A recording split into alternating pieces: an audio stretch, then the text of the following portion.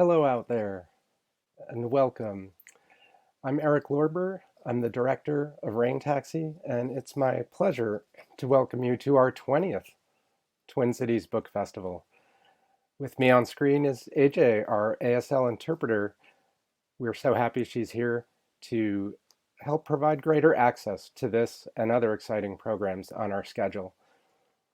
We normally do this festival at the Minnesota State Fairgrounds in two big, bustling buildings, jam-packed full of people.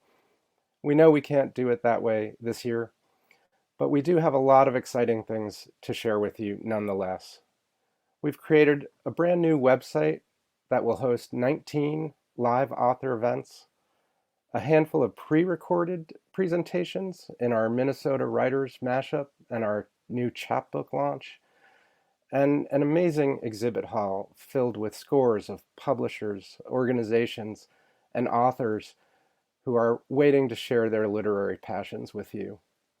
We know if you poke around the festival, you'll find something to love and to inspire you. And speaking of being inspired, I am so thrilled to begin our 20th book festival with Naomi Shihab Nye in conversation with Kaveh Akbar. As they come onto the screen, let me say a few words about them. Naomi Shihab Nye has been for decades one of our most essential poets.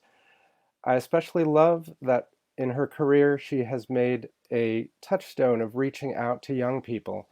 And in fact, she is the Young People's Poet Laureate of the United States. What Edward Hirsch says in the introduction to her beautiful new book, Everything Comes Next, and isn't that a great title? It's like a 5-syllable poem all by itself. Ed Hirsch says that Naomi is one of our essential poets of hopefulness, and that is exactly why we invited her to begin our festival this year. I'm equally delighted that to speak with Naomi, we have Kaveh Akbar. Kaveh is the author of the wonderful debut collection, Calling a Wolf a Wolf. This book moved me tremendously, and I think the same is true for every poetry reader that I know. I feel that these poets are already in conversation through their work, and I'm so excited to hear them in conversation at our festival. A little bit about our format. Naomi will speak first and share a few poems, and then she'll be joined by Kaveh for the conversation. It's kind of a double treat for you. I want to point out that all of you at home can participate as well. There's already a robust chat session going on, and at the bottom of your screen, you'll find ways where you can ask questions. I know that Kaveh and Naomi would love to answer some of those. You can also buy Naomi's books down there. Just click the button, and you can donate if you so choose. Rain Taxi is a nonprofit organization, and every dollar we receive during the festival creates the seed money for 2021. So, if we were in a live setting now, I would invite you to put your hands together for these wonderful authors. Let me invite you to do it anyway at home. It will probably make you feel good. And here they are, Naomi Shihab Nye and Kaveh Akbar. Thank you, Eric. Good morning to everyone. Good morning, Minnesota. Good morning, friends of Rain Taxi. Hi, Kaveh. I'm so happy to be here with you. I feel as if this is very special to invite you all into my tiny little studio in San Antonio, Texas, and be with friends of books, friends of reading.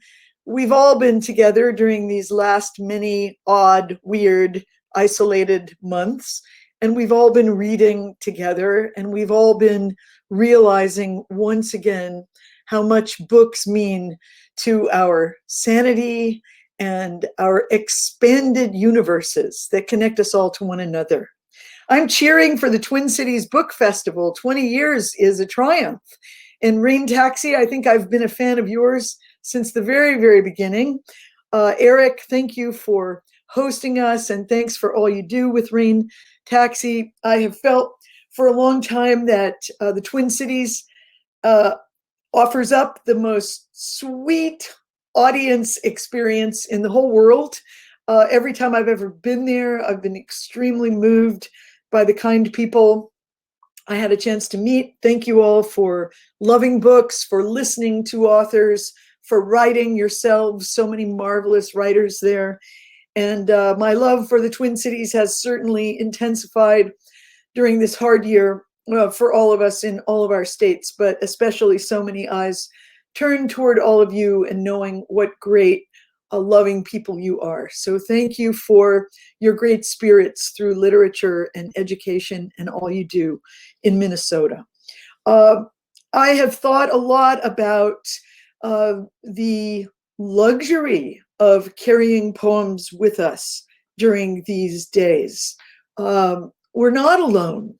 We can be digging a little hole in our backyards and suddenly need to come inside and find a poem by W.S. Merwin to remember and think about. We can be walking down the street wearing a mask and suddenly think of a line by William Stafford, "In life, I don't like much to happen." Well, that's where we are now. Not much seems to be happening, but so much seems to be happening. How do we put all this together? I've thought about the many ways that poetry grounds us and lets us fly, lets us see one another's lives, lets us be in one another's realms.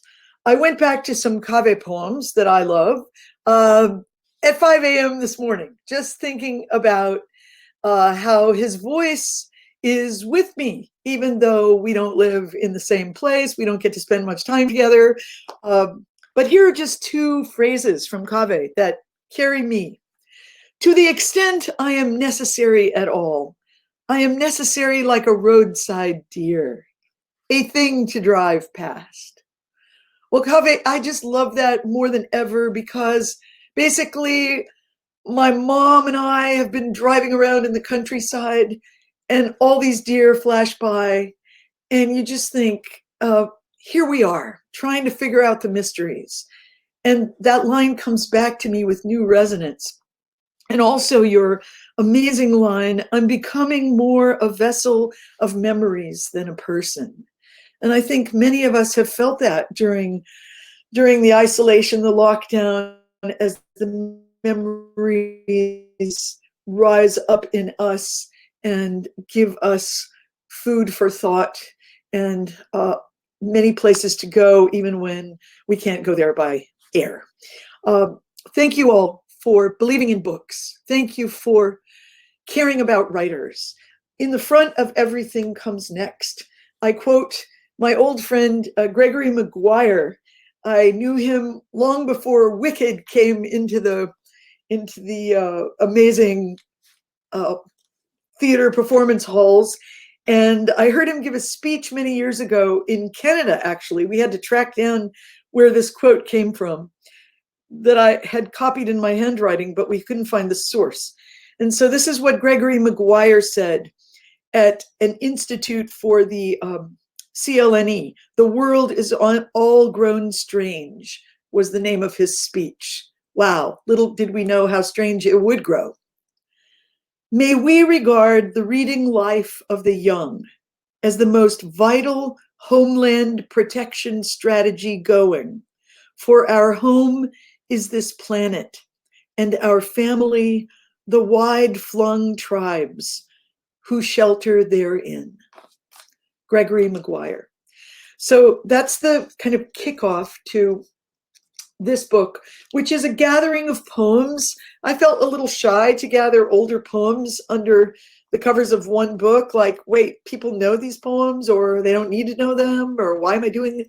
Anyway, I'm very happy now that I see the artwork by Rafael Lopez, beautiful artwork, that we did it. And I'm very grateful to my editor, Virginia Duncan, and to Greenwellow Books for helping me collect poems from many different books to put together here, especially with young readers in mind, but also anybody. And I've never made a big dividing line between those worlds.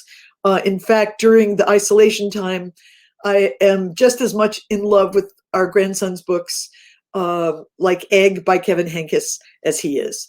I don't really see like big borderlines between readership ages. So thank you, Green Willow. Thank you, Jacqueline Burke, for getting me here today.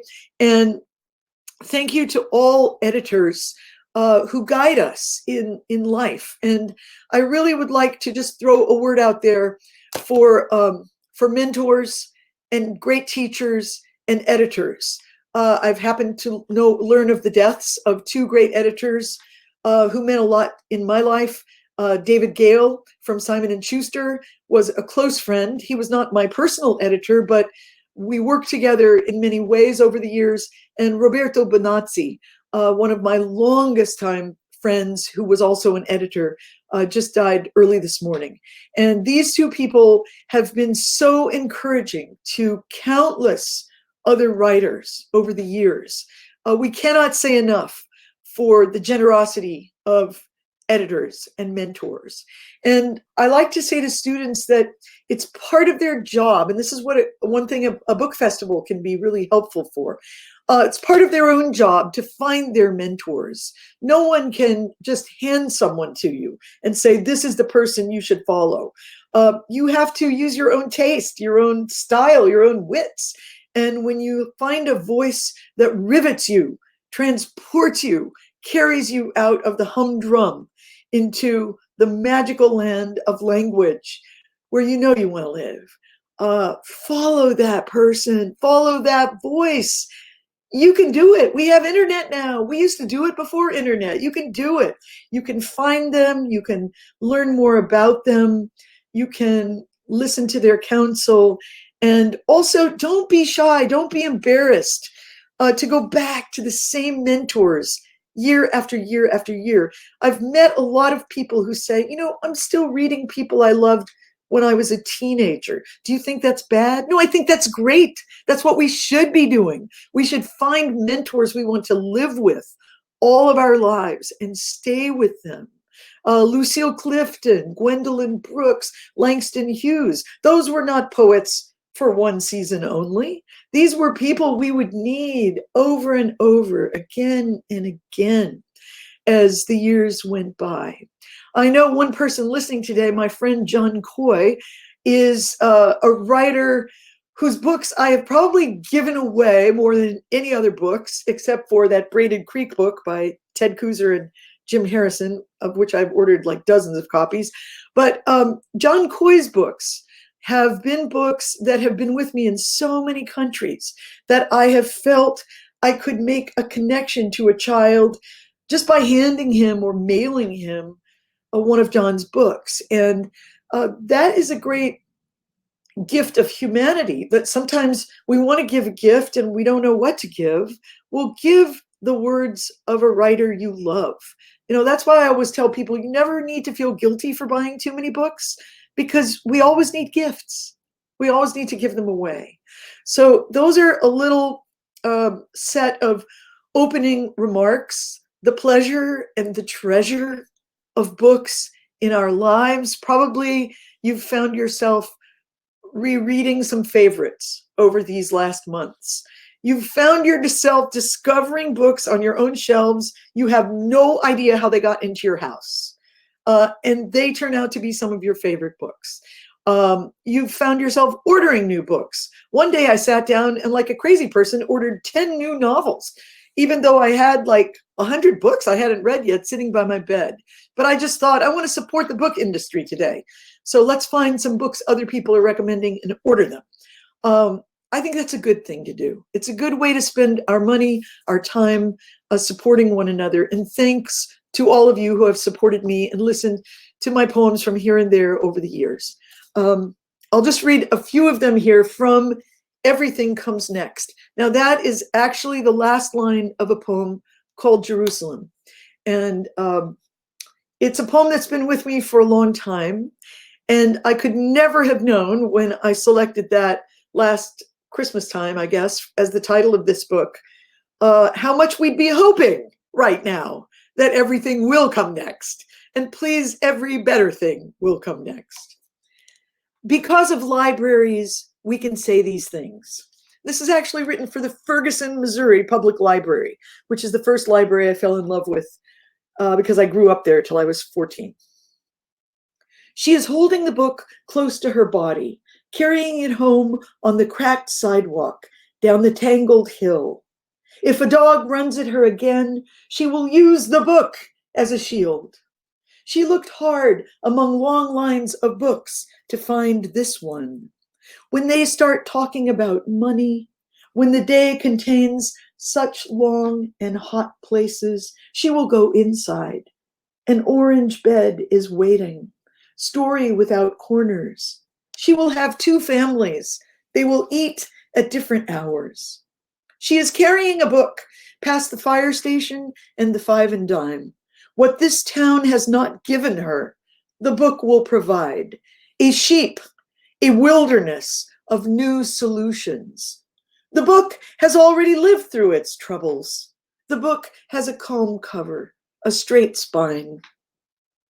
When the step returns to itself as the best place for sitting, and the old men up and down the street are latching their clippers, she will not be alone. She will have a book to open and open and open. Her life starts here. And I like to talk with kids about how our lives keep starting. They keep expanding. I'm now the old man latching my clippers, or old woman, or all of us of every age. We're now all the same age. Kids really like to talk about how you can somehow grow into being every character in a story or in a poem. This is a new poem, so new poems sneaked into the collected poems as well. Before You Can. My Jewish friends are kind and gentle. Not one of them would harm another person, even if they didn't know that person. My Arab friends are kind and gentle. Not one of them would harm another person, even if they didn't know that person. They might press you to drink 45 small cups of coffee or tea, but that would be all. My Jewish friends have never taken my house, my land, herded me into a cell, tortured me, cut down my tree. Never once. My Arab friends have never built a bomb. We respect each other as equals. We look somewhat alike. We laugh similarly. We have never said the other should not exist. So where is the problem exactly? Let's be specific. Who and where and what is the problem exactly? You have to know before you can fix it.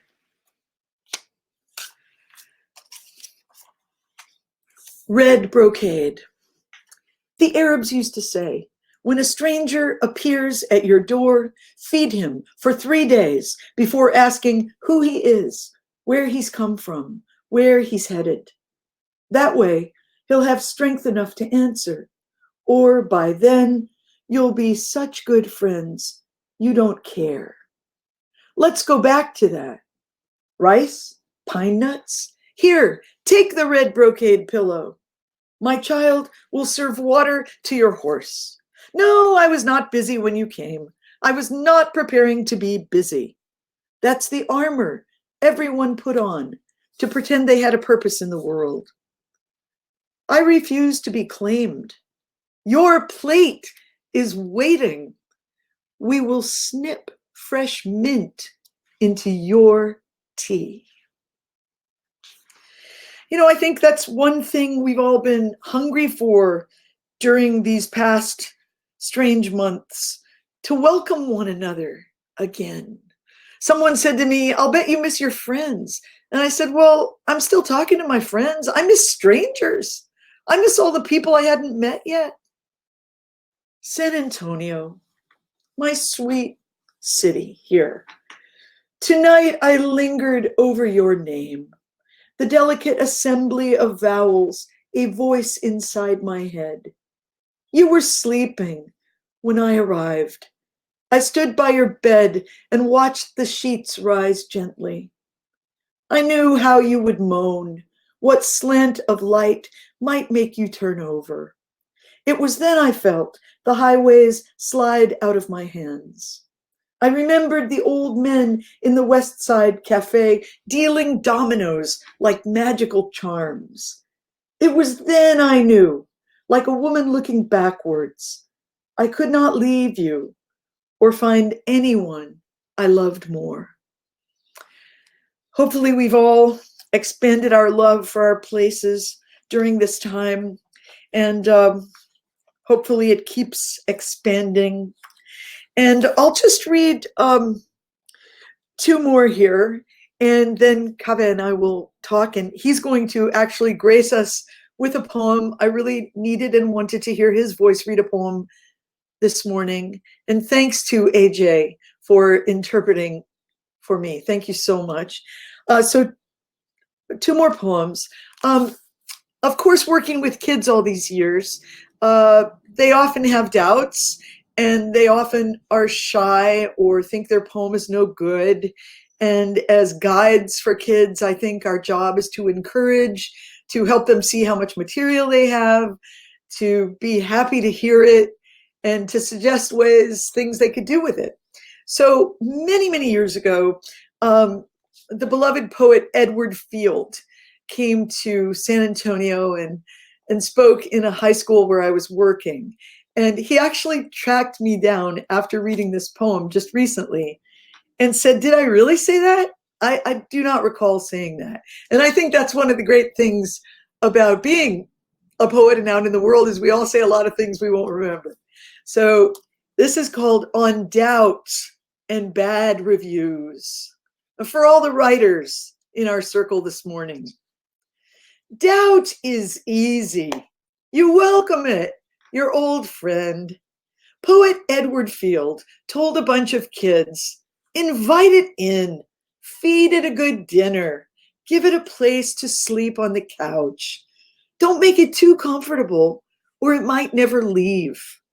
When it goes away, say, okay, I'll see you again later. Don't fear. Don't give it your notebook. As for bad reviews, sure. William Stafford advised no credence to praise or blame. Just steady on. Once a man named Paul called me a kid. I liked kids, but I knew he meant it as an insult. Anyway, I was a kid. I guess he was saying, why should we listen to kids? A newspaper described a woman named Frida being asked if I was serious, and she whistled.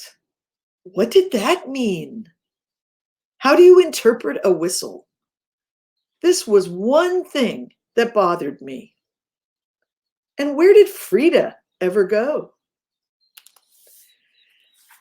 And my last poem, Mediterranean Blue. If you are the child of a refugee, you do not sleep easily when they are crossing the sea on small rafts and you know they can't swim. My father couldn't swim either. He swam through sorrow, though, and made it to the other side on a ship, pitching his old clothes overboard at landing, then tried to be happy, make a new life. But something inside him was always paddling home, clinging to anything that floated, a story, a food, or face. They are the bravest people on earth right now. Don't dare look down on them. Each mind, a universe swirling as many details as yours, as much love for a humble place. Now the shirt is torn, the sea too wide for comfort, and nowhere to receive a letter for a very long time. And if we can reach out a hand, we better. Thank you for listening to me. And Kaveh, if you will grace us with a poem, I will mute myself and listen with a full heart. I think all of our hearts are very, very full right now, Naomi. Thank you so much for that.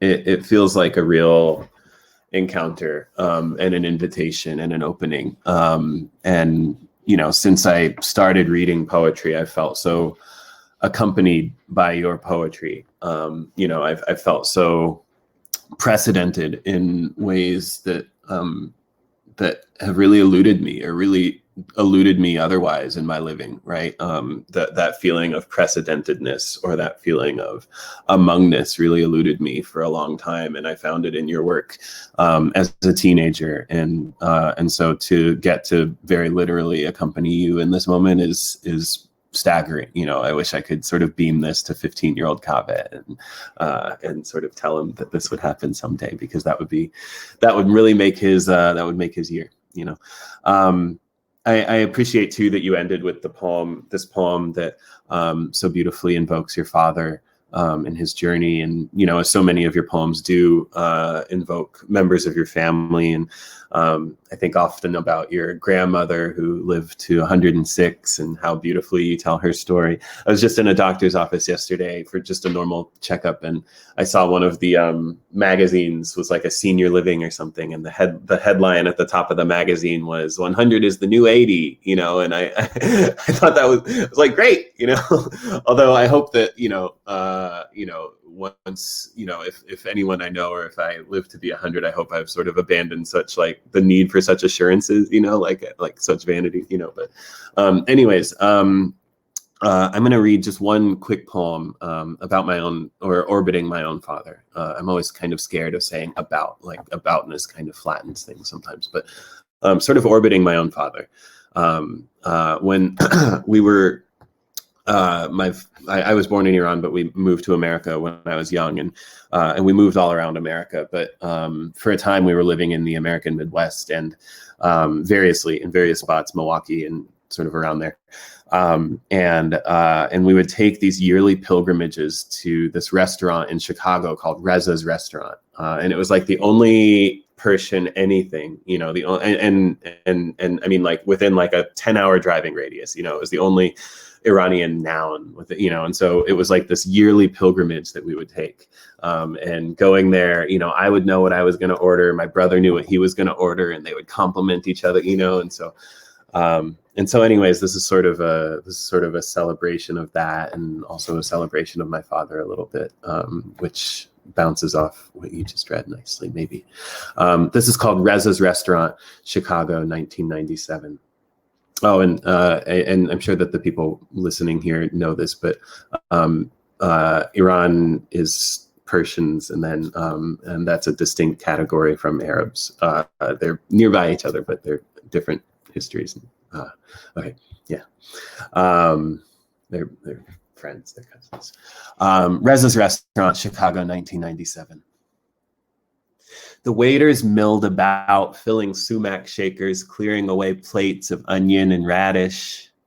My father pointed to each person, whispered, Persian, about the old man with the silver beard, whispered, Arab, about the woman with the eye mole, Persian, the teenager pouring water, white, the man on the phone.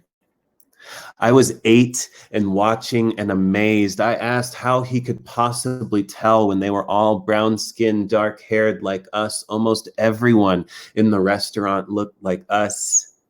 He smiled, a proud little smile, a warm nest of lips, said, it's easy, said, we're just uglier. He returned to his lamb, but I was baffled, hardly touched my qaimat. I had huge glasses and bad teeth. I felt plenty Persian. When the woman with light eyes and blonde brown hair left our check, my father looked at me. I said, Arab? He shook his head, laughed. We drove home. I grew up. It took years to put together what my father meant that day. My father, who listened exclusively to the Rolling Stones, who called the Beatles a band for girls. My father, who only wore black around the house, whose arms could cut chicken wire and make stew and bulged with old farm scars. My father built the world. The first sound I ever heard was his voice whispering the azan in my right ear. I didn't need anything else. My father cherished that we were ugly, so being ugly was blessed. I smiled with all my teeth.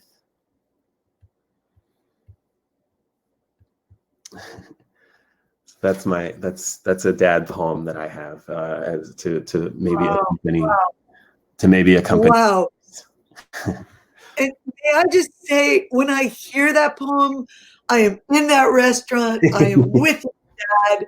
I love that sense of I drove home, I grew up. We drove home, I grew up. Yeah. That way you put the juxtaposition in there, Yeah. the way poetry allows us to be in the moment and in the big blur, the big space, as our beloved Robert Bly of Minnesota taught us better than most any poet. Yeah. From leap to the leap. Yeah.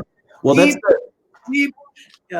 Yeah, that's the magic of it, though. You know, you take this tiny granular encounter, and suddenly all of humanity and being is present. You know, the in the granular. You know, infinity in a grain of sand, eternity in an hour, that sort of thing. You know, I just love hearing you read, Kaveh. Thanks. And the feeling is abundant and mutual. But that's enough about my. I appreciate you inviting me to read that. But now I want to talk about your beautiful new book, which is available down there. Everyone, please pick this up. You'll thank me later for advising you to do so. It's incredible, and it's incredible to see so many of these poems that, again, I've been reading for years and years and years. It's incredible to see so many of them housed in one space with the new poems as well. You know, the way that.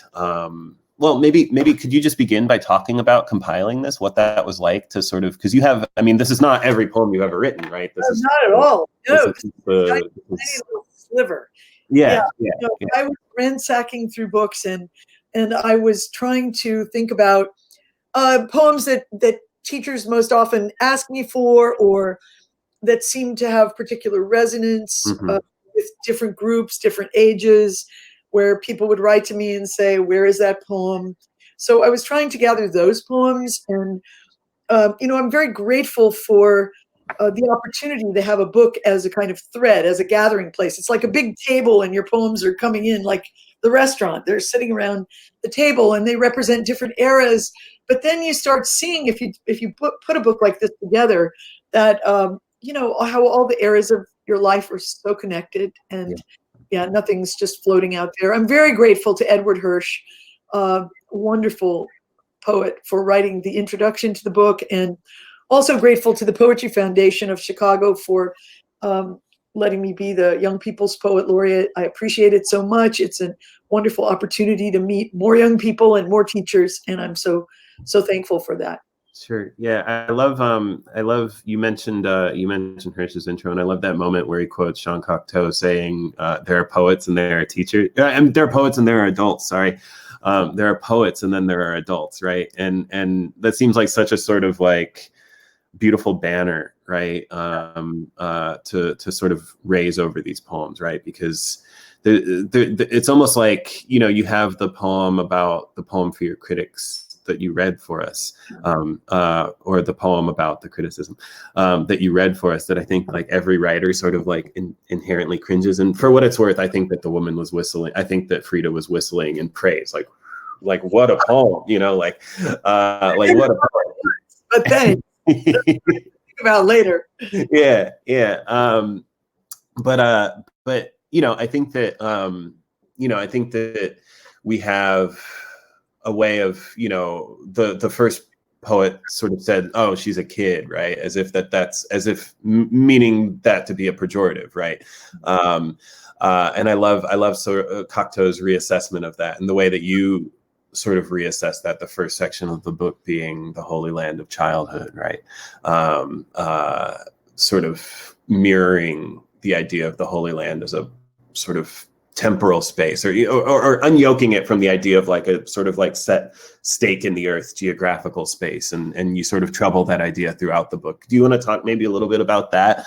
The idea, I know that I'm sort of just clapping like a happy seal, which is sort of what I do, what I end up doing when I talk about your work, but I do think that children have this access, to the realm of poetry, and having fallen in love with poetry when I was 3, before I could even read, just from hearing poems and from feeling what they did in the air, how that language made a different space in the air, as if the air rippled after a poem, and you could carry the line of a poem or the phrase of a poem with you. I fell in love with poetry so early, and then feeling all the many ways it could serve us through the years. And I loved always the William Stafford quote about, we're all poets when we're little, and some of us just try to keep up the habit. Mm-hmm. And spend time with little children, especially under the age of 5, and listen to the way, speech ripples forth and is so metaphorical and so astonishing, and the inspiration of it.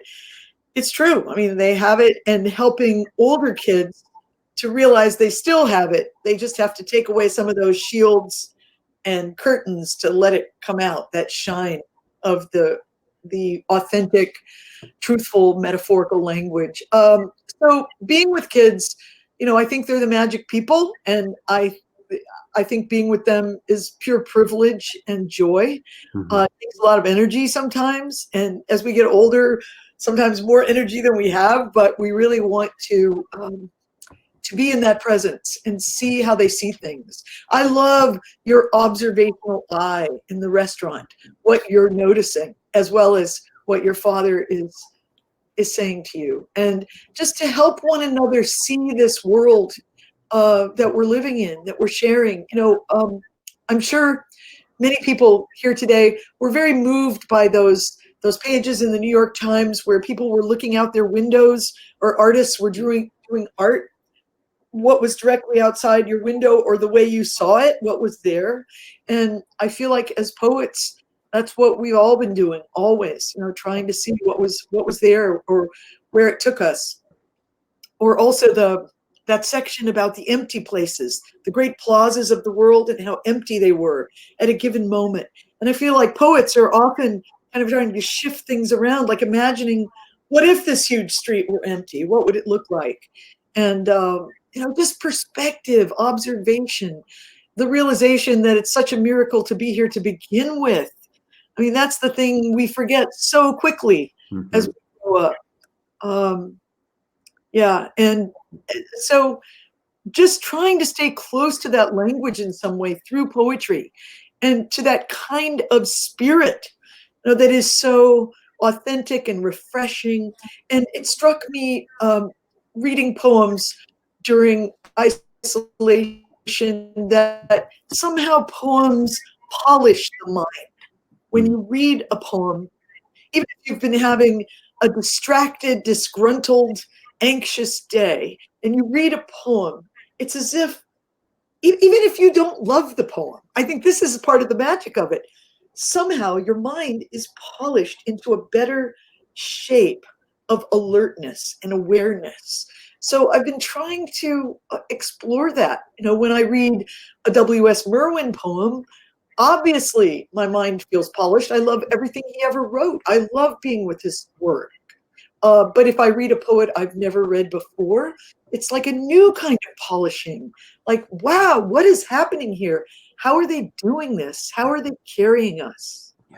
Yeah, that's so gorgeous. That's so gorgeous. I mean, I think that poetry slows down our metabolization of language. And I think that for me personally, so much of my anxieties and stresses come from just being, language shot at me from a fire hose, just all day long, on my phone, just the infinite scroll and the email, and, everywhere I go, it's just language. And, it becomes hard to hear language, or to remember that it has histories and integrities, right? And any poem that I read takes me back to that materiality of language. Yeah, I love this line that you said about poems polish the mind, right? Like they slow down the mind enough to remember that language is material, right? And you talk so beautifully about attention and the attention of children. And I think I just spent, I went to Seattle, my first quarantine excursion, to be with my nieces,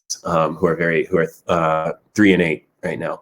And they're such little defamiliarist engines. They just see the world. They really see the world. You know, when they look at a bird, they really see the bird. You know, when they look at a tree, they really see the tree. You know, I mean, I'm talking to you right now, and like right to the side of me is my porch, right? And out the porch, there's a big tree right there. But if I close my eyes and tried to draw it on a sheet of paper right now, it would look nothing like what that actual tree looks like, despite the fact that I sit at this table every day, you know, and drink my tea or drink my coffee, right? I couldn't draw that tree with any clarity, right? Because my mind, I think about this sometimes, my mind doesn't see the tree when it looks at the tree. You know what I mean? Like it sees the idea of a tree, right? But when my nieces see a tree, they actually see the tree. They say like, oh, that branch starts low and goes down. And that branch, you know, like they haven't been so habituated to the world, right? They haven't been so familiarized to the way that the world is. And so everything is strange and new, and they really, really see everything. And it's so powerful to be in the midst of that. And I feel like when people say, you know, when that person says like, you know, she's a kid, you know, I mean, what you're saying is like she sees, you know what I mean? Like you see things in their granularity, and you undo that damage of habituation. You know what I mean? Like I feel like in your poems, I sense the presence of someone who really sees the trees, and who, you know, who really sees the deer on the side of the road, right? And who could describe that deer in the ways that it was different from just like a default image of a deer that you find in a Google search. You know, like you would see the sort of, you know, the little twig stuck to her rump, or, you know, like these sorts of things, right? And I guess maybe a way to frame this as a question, and again, not just like as a sort of like fawning, barking seal, would be to say, like, how do you keep yourself in that practice? How do you keep yourself in that practice of being permeable to bewilderment in these ways, or of being permeable to the world around you, and not sort of moving through the world, just seeing the idea of a tree when you look at a tree, you know? Yeah.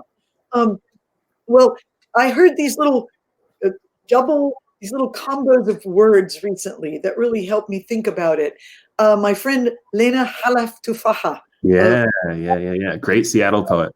She did an amazing piece that is called Muhammad's in Gaza, and it's published at the Texas State New Journal, the Porterhouse Review. Yeah. Porterhouse Review. Anyway, look up that piece, Muhammad's in Gaza. And she said that creating that piece was a combination of research and ritual. And I really like that combination of words, because I think when we read, we research, we're listening, we're looking, we're traveling through someone else's style of language. And so that's a poet's research. We should do it every day, always, all the time.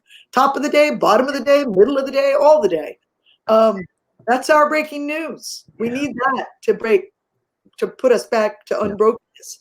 And then also I did a presentation with Yusuf Kumanyaka the other night, and he said that for him, poetry is this combination of celebration and confrontation. And I thought that was another interesting combo, because at any given moment, what are we needing to celebrate, wanting to remember in a celebrative, grateful way? And what is causing us friction, trouble, and trauma? Confront it in a poem. And then maybe it'll be more interesting when you finish than just, you know, pounding your head over the fact of it. So think of combinations that help you to feel refreshed and help you go back into that restorative world of poetry. And the great thing about poetry is it's so short, you can sneak it in. I mean, and still sneak in a few poems. No one says you can't. And there's no one who can say, you know, they don't have time for a poem. Of course you do. Yeah.